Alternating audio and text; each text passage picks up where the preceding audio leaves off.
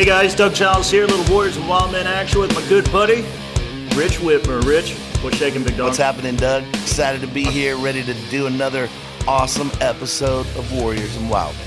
The hope stuff, man, is huge, and I won't go into personal detail, but there's things that I've done and things that I've had done to me. And the thing that pulled me out of both of them is this thing called hope. And I know we talked about it when we did the podcast on my eagle painting, where in Isaiah 40 it says, even the young men grow weary, strong men, they get wiped out. And Isaiah said, yet those who wait upon the Lord shall get new strength, they'll get new power, they'll rise up with wings as a quail. No, I'm sorry, an eagle, a bird of prey. The most awesome bird of prey on the planet, by the way. So the point is, in the word wait in Hebrew means hope. And the word hope, when you deep dive it, it means to intertwine with God. And so the point is that when, and again, Isaiah's saying, hey, listen, young people, they get devastated. Strong guys, they get floored. And he said the key to hitting new strength, hitting that grace groove like never before, hitting the new power is hope. And hope is in that which you don't see. It's conviction and stuff that you can't tangibly put your hands on. But it's a belief in that what God said, his promises, which, by the way, were punctuated by the blood of his son, are real and steadfast, no matter if you're in the shittiest, unbelievably, I can't understand what is happening to me or what I did to me. God says in those kind of crap storms and festivals, intertwine with me, hope in me, and you're going to run and not grow weary, which is weird. You're going to walk and not faint, and you're going to become a predatory bird that can do deep dives at 150 to 200 miles an hour, and you're not going to be eating seed. You're going to be picking up deer and killing coyotes, and you're going to be ruling the roost if, in this downturn, you don't abandon hope, because hope's the anchor of the soul, and when that anchor is not down and it's not latched to the rock, which is Christ, you're going to drift, man. And hope that's good. Is humongous, buddy.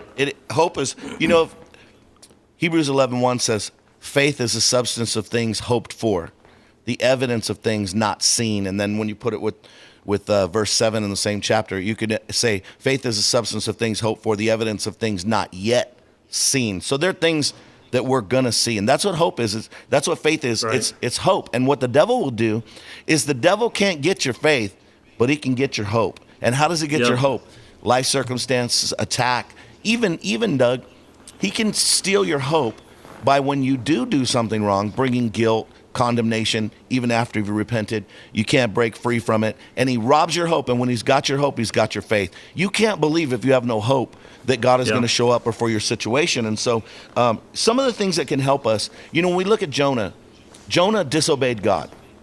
He ran away. And when you read in the story, you've heard it before, he goes down from the mountain, down to the docks, down into the boat, and in the boat he goes down into the bottom of the boat. His life just keeps going down as soon as he leaves God. And the next thing you know, there's a storm, so they throw him down into the water, and then he's swallowed by a big fish that takes him down to the bottom of the ocean. It's all down, like it's all downhill, right?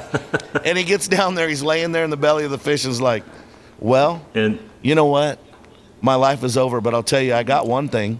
I'm going to worship God. And you have to believe that there's no way that he thought he was getting out of there. He's in stomach acids, man. But you know what he's thinking? I love God, I'm going to worship. And when he worships, what happens? The fish swims up, goes up on the beach, throws him up. Hell he yeah, goes buddy. up into the town. Everything's going up. Yeah, everything's changing. Now he goes up on top of the mountain, and he sits down and starts thinking with his negative thinking. He gets all depressed again, and God smacks him again. But that's all. We didn't have to hear the rest of that story. But the reality is this: no matter how down you are, one of the ways to get out of depression is to worship. And David said that. Where did he say that about his soul? Yeah, Psalm 42. And he says, "Why are you so downcast, oh my soul?" Right. And he says, "I will yet praise him. I will put my hope in God." And there it is right there, worship and hope. And really, even doctors will tell you that a positive outlook and hope that things can change. Now look, we put that in the spiritual. We know that. And look, the brain looks different to scientists in a PET scan depending on its mood. So we know that the spiritual affects the natural. You need to get people around you. You have to have people. You cannot be by yourself in the dark with all the blinds closed. I've been there, Doug. I've been like that. I don't want to be around anybody. And that's when you need to be around somebody. Yeah, and if people say, you're quoting the Bible and you have no idea what I'm going through, man. You have no idea my difficulty. Well, God told Abraham, first of all, yes, we do. We've seen it all, you pussy. All right? God told Abraham when he was like 90-ish, that he's going to be the father of many nations. Yep. And it says in Romans 4, in hope against hope. He didn't have sperm. I guarantee his penis hadn't been saluting anything, Sarah, any other girl for probably about 20 plus years. He had hope that he would rise again, that his boys would swim, and that Sarah's 90-year-old dead vajayjay is going to spit out a kid. And that's how, to me, the thing that I like about that example in Romans 4, so bleak, so impossible, and yet the promise comes. Yeah. And so we can choose like, oh no, it's not for me. Look at my body, it's good as dead. It says Abraham didn't even consider that his body was dead. That's right. He didn't even consider He said he considered the promise. The one and folks, who was able to keep the promise. Folks, listen. If you think Rich and I, dwell in clouds of pixie dust and candy canes, you're freaking crazy. This stuff that we're talking about, hoping against hope and standing when everything in you wants to fold up like a cheap lawn chair, is stuff that we've practiced for many years. And I got to tell you, man, Rich and our audience, I've been young and I've been old, and I've never seen God forsake His people. That's right. Never. No, that's absolutely not. And I've been through some shitstorm of astronomical. You can't even imagine proportion, personally, financially. When we were attacked by CNN and everybody during Acorn's investigation that Hannah did. You can't imagine the stuff that we went through. It wasn't war. We didn't have bullets shot at us. We didn't have kids killed. But it was a cluster, of ginormous proportions. So we're not talking from some little ivory tower about, be chipper, young lad. Don't be sad, lassie. No, we're saying it's real. It's in your face. It's painful. It's depressing. But man, you hope and you scratch and you claw and you do the tooth, fang, and claw type stuff. And you grab onto God, and He'll lift you up out of that miry clay and put you on a rock, baby. No, that's so good, Doug. And this is the verse I think that shows that God does understand and He does care. Hebrews 4:15, for we do not have a high priest, talking about Jesus, who is unable to empathize with our weaknesses, but we have one who has been tempted in every way, just as we are, yet He did not sin. Jesus knows how we feel. He knows what we go through. We have a high priest that can feel it, that felt it, and He cares. Yeah. That's the good thing. It's not just that He knows, He cares. And it's not just that He cares. Some people believe God could do something. Hope and faith is not that God could, it's that He will. And you know what? You have to believe that He will. Things are not going to stay like this. And so what are we saying?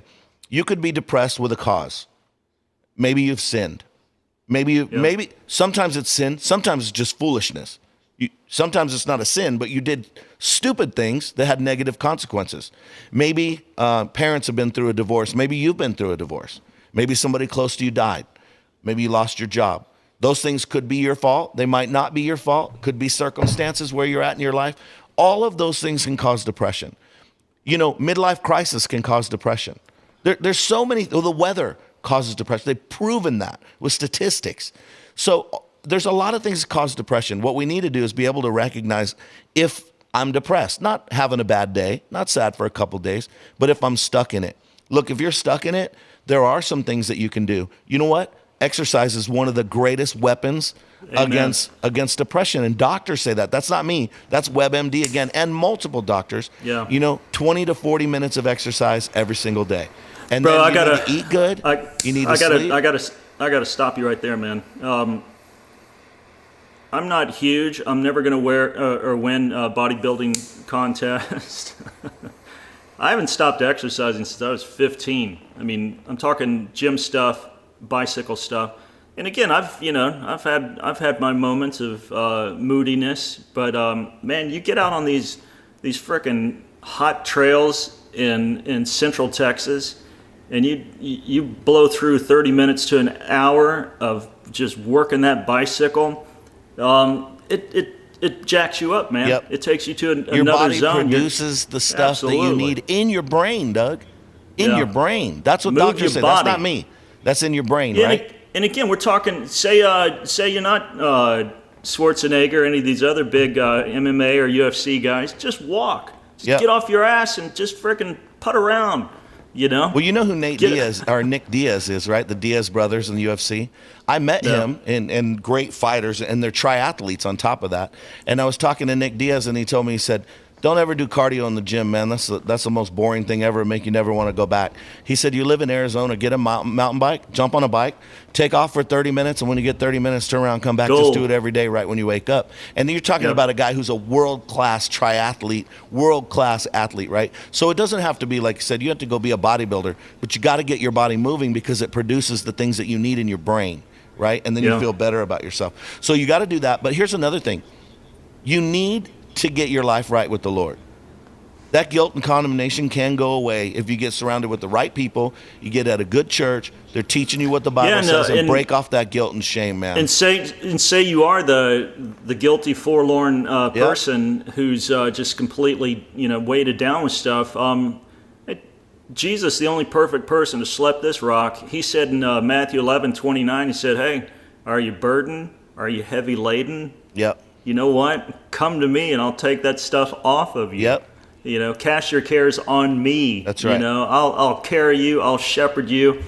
And again, man, I've been doing this since December 7th, 1983, and it hadn't been all peachy and stuff. But man, he's fulfilled his good That's word right. to this skinny rascal. Well, and think about this. The Bible says, if any man is in Christ, he's a new creation. Old things have passed away. All things become new. That's available to people. And they have to understand, if you want to come out of depression, you got to get right with God. When you get right with God, say you're a Christian, you need to worship. And I'm not talking Yeah. about put on some worship music, which does help. But put on worship music. But I'm talking about you need to worship. You need to open your mouth. Doctors have even proven, Doug, that singing happy songs affects your brain. Guess what? Worshiping Whistle while you God, work, man. Worshiping God gets a payback. Because God Yeah. inhabits the praises of his people. So that'll also help. Get a group of friends around you, some Christian Yeah. friends, some great friends that can Well, get you out yeah. to do some things, Caveat. Not religious weirdos. Yeah. Yeah. Beware of a lot of Christians because they'll make you depressed. They make me depressed. That's another episode.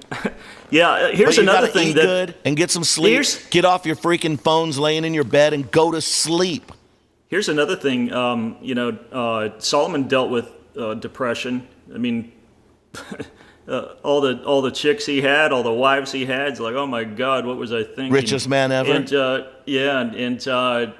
lost it all. God, just jackhammered him and stuff. In Ecclesiastes 9, I think, in a verse, it's in the first part. He talks about, hey, God gave wine to make the heart merry. Now, if you're an alcoholic, obviously don't say, okay, and just start just blowing through a case of Cabernet. But, aside from exercise and stuff, have a glass of wine, have two, take the edge off. And here's something that I've always done, man, when Doug becomes a depressed and gloomy little monkey and say that my various enterprises and passions aren't alleviating it. I watch a comedy, man. Yeah, me too. I watch stuff that just makes me frickin' belly laugh, Hey, wet my pants. WebMD says one of the things that can boost your mood, laughter. Yeah. Yeah, comedy. Don't go watch some dark drama Right. about depressed people. Yeah, don't watch Van Gogh's documentary.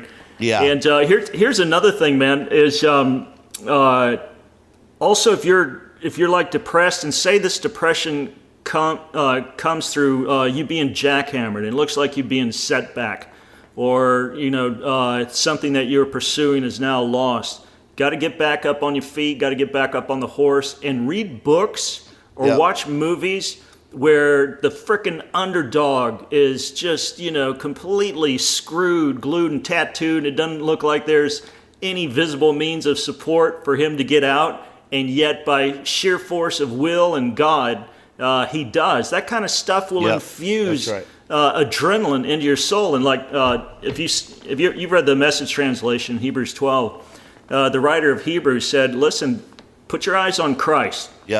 Behold this whole great cloud of witnesses. And he says, by focusing on what he endured and what they endured and what they accomplished, it says this will infuse adrenaline into your soul. Oh, that's good. Same thing for biopics. Same thing for underdog type stuff. And listen, here's something. Watch Eddie the Eagle. Perfect. Here's something that one of the greatest movies ever, brother. Here's something that I heard. Not production-wise, just the story. But sorry, go ahead. But just brilliant. The guy who played Eddie the Eagle is just freaking brilliant, man. But here's something that I heard Matthew McConaughey said. He was doing some grad speech. He goes, you feel like the underdog right now. Everything's stacked against you. Embrace it.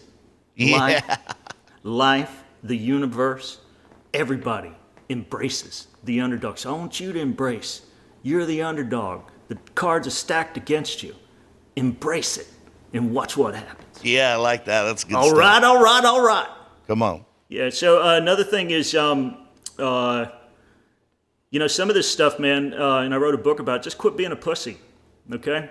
Everybody deals with funk. I think Peter put it this way, there's nothing that's happened to you that's not common to every person on the planet. And what I do sometimes where I get, to where I'm over there in the corner sucking my thumb and wetting my big Christian diaper, it's like, you know what? The Coptic Christians are being slaughtered right now and the churches are being burned.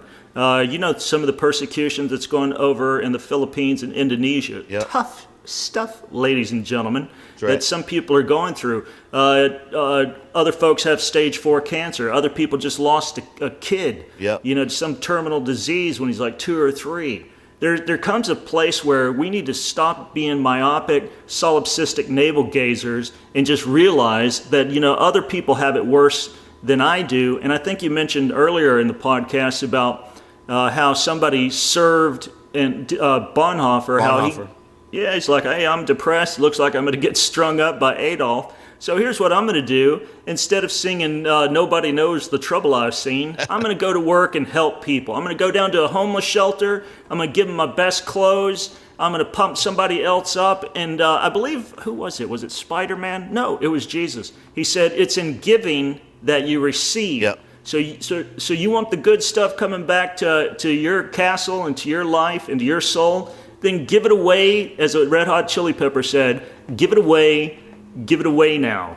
And I love that song. But check this out. It's funny because a lot of the reasons, causes about depression, they try to make medical.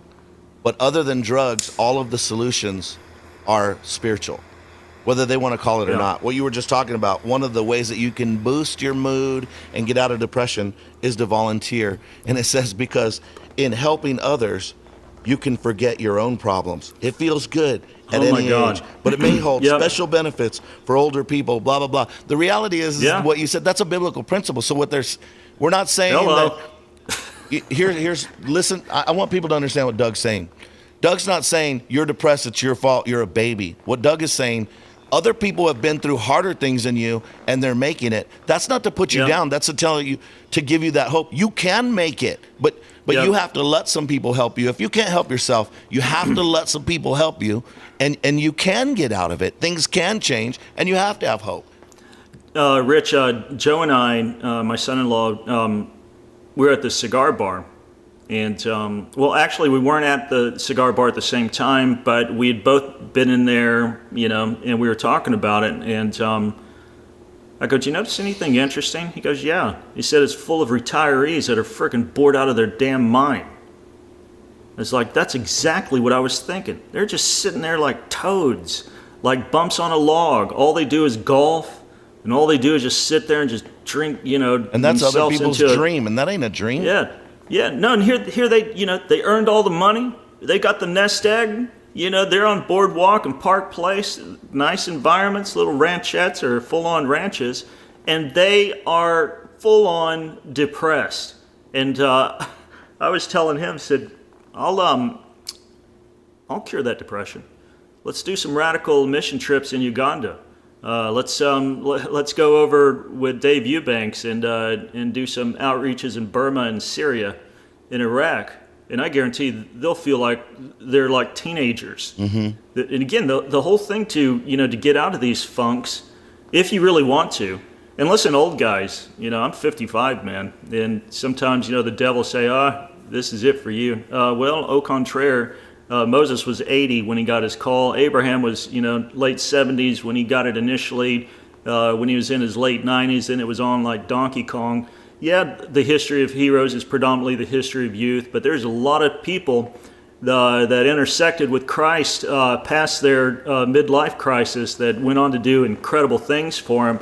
So look for that, man. Look for that new angle. Look for that new hope. It might just be going down to a homeless shelter and quit being around your rich, stupid buddies, Yep. and give, man, and it'll put a new edge on you, brother. That's right, man. That's good. And so the reality is the first stage, I think, to getting out of depression is to having hope, what you were talking about. I think just to believe that it's not going to stay like that. And it's like the guy that asked Jesus, he said, if you can, Jesus said, if I can, all things are possible to him who believes. And so I think the first step to even getting out of depression is realizing there's hope. You don't have to stay there. Yeah, and another thing, say that it looks like, say you have the hope, say you have the faith, say you're doing the exercise, and you're in this rough weather pattern. I mean, we got to be honest, Rich. Some of the stuff that some of these people went through, like David, like Joseph, several other folks, some of it went on for 10 to 30 years. Yep. There's got to come what the Puritans talk about is the divine jewel of contentment. Okay, you might not have all the bells and whistles that all your other Christian buddies do. You might not be flavor of the month on Instagram. You got to be content in just being a son. And again, not putting up with demonic crap or not putting up with not trying to undo what you did in regards to bad decisions. Do all that, fight against the devil, but if God is trying to fashion you into something, and this thing has taken 10 to 20 to 30 years, and you're not on top of the mountain singing with a bluebird on your shoulder, just get content that you're his and he's yours. Yep. In whatever state that you're in, and that's what I think's lost in the slushy, bubblegum laden evangelicalism is you get people who are not content just to be in fellowship with the Son. They want big cars, they want big vacations, they want crazy experiences, and the Puritans they said that contentment is probably the crown jewel of a Christian experience. And you see Paul. When he's wanting to go to Rome, he's wanting to tackle the planet, God says, no, we're going to shut you down. And from the shutdown came 3/4 of the New Testament. Yep. That has impacted not only that first century church, but millions of Christians. And it all came from him being shut down. And in that shutdown, he wasn't discontent. He was content in the Lord. And then here comes this great flood of literature from the shutdown and from the contentment. That's good. And Christians don't know that. They don't talk about that. They don't want that. Doug, I have a friend from Indonesia. I was just with him recently. His name's Paulus Wiratno. And he was a Muslim, converted to Christianity, and has planted over 1,100 churches. And the guy's super awesome. Personal friend of mine, great guy. He got diagnosed with sinus cancer, went to Singapore, went to his initial visit. It was him and 4 other guys. He told the Lord, I will not speak a negative word, and I will not complain. I'm going to worship you the whole time. I flew over there. I was with him. I went to go see him in the hospital. That dude wrote 3 books going through chemotherapy and radiation treatment. His face was burned from the radiation treatment because of the thyroids and everything. They're trying to. So he wrote 3 books, Doug, and check this out.